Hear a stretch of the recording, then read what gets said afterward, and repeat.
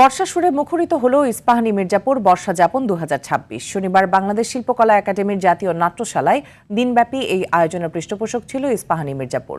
সকাল থেকে সঙ্গীত, নৃত্য, আবৃত্তি ও চা চক্রের মধ্য দিয়ে শুরু হয় উৎসব, যা সরাসরি সম্প্রচার করে চ্যানেল আই। দিনজুড়ে বর্ষাভিত্তিক সাংস্কৃতিক পরিবেশনার পাশাপাশি ছিল ঐতিহ্যবাহী পিঠাপুলি, লুচি, হালুয়া সহ নানা খাবারের আয়োজন। আয়োজকরা জানান, বাংলার ঋতুভিত্তিক সংস্কৃতি ও ঐতিহ্যকে নতুন প্রজন্মের কাছে তুলে ধরতেই এই আয়োজন।